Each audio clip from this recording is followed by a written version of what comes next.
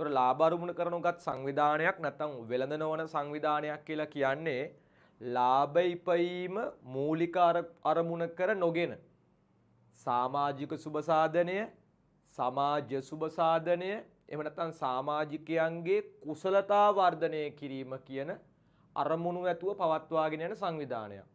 හරි මම අරමුණු තුනක් කිව්වා. මොනවද පුතා කියපු අරමුණු ටික? මම මෙන්න මේවා කිව්වේ වාට. සමාජික සුබ සාධනය. සමාජික සුබ සාධනය. සමාජික සුබ සාධනය.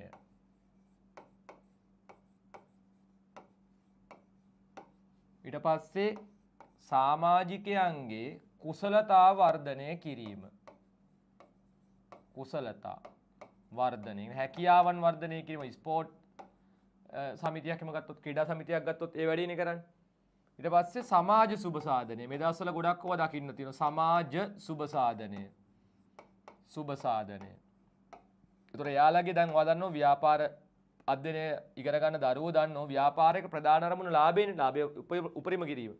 නමුත් අනේ ලාභය උපයීම මූලික අරමුණ කරන ලාභ ලබන වැඩ කරනවා ඒගොල්ලෝ. හොඳේ.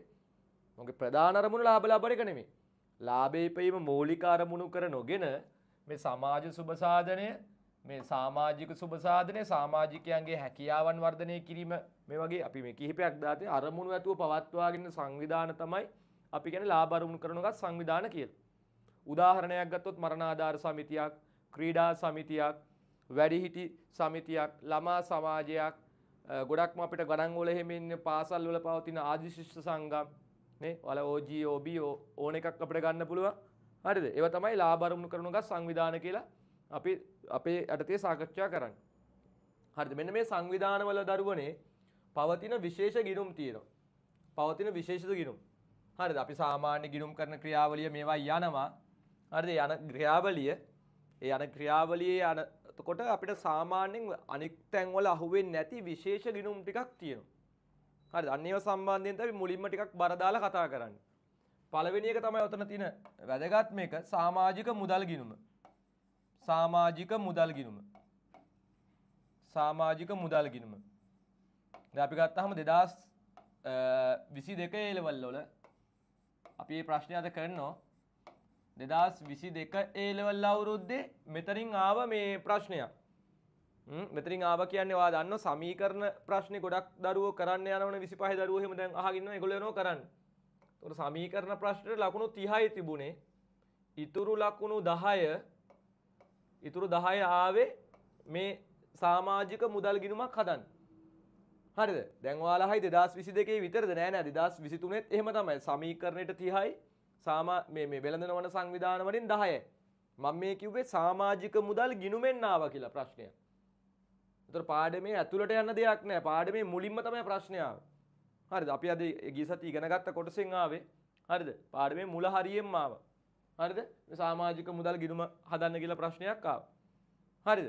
එතකොට මේ පාඩම එතකොට සමීකරණ පාඩමන ගොඩක් කට්ටිය ආසයි. ගොඩක් කට්ටිය ආස නම් මේ පාඩමත් අනිවාර්යයෙන්ම ගොඩ දා ගන්න ඕන. නැත්නම් ඔයා මොකද පස්සේ තමයි නැත්නම් ඔයාලා දැනගන්නේ පේපර් කරන්න ගියාට පස්සේ අයියෝ ලකුණු 20 30ක් සමීකරණ වලින් ගත්ත ලකුණු 10ක් මේවා ඉගෙනගෙන නැහැ නේ කියලා. ඒ නිසා මේක ඉගෙන ගන්න. ඒතකොට මේ ලකුණු 10ත් ඔයාලට ලේසියෙන්ම කරගෙන මේ ලකුණු 40ම ගොඩ දා ගන්න පුළුවන් ලස්සනට. හරි? හරිද? එතකොට සමාජික මුදල් ගිණුම කියන එක සම්බන්ධයෙන් තමයි දැන් මම මේ ටක් ගාලා කතා කරන්න යන්නේ. හරිද? මේකේ විශේෂ ගිණුම් කිහිපයක් තියෙනවා. පළවෙනි එක සමාජික මුදල් ගිණුම. හරිද? දෙවෙනි එක මම කිව්වා පරිත්‍යාග ගිණුම. පරිත්‍යාග ගිණුම. හරිද? ඊට පස්සේ ඇතුළත් වීමේ ගාස්තු ගිණුම. ඇතුළත් වීමේ ගාස්තු. right. ඊට පස්සේ සමුච්චිත අරමුදල.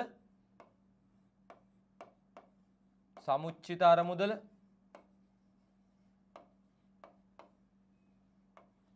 සමුච්චිත අරමුදල. ඊට පස්සේ අපි කතා කරා ආදායම් වියදම් ගිණුම. ආදායම් වියදම්. අද ඒවා කතා කරනවා. අපි ඒවා ගණන් හදනවද? ඊට පස්සේ ලැබීම් ගෙවීම්. ලැබීම් ගෙවීම්. ලැබීම් ගෙවීම්.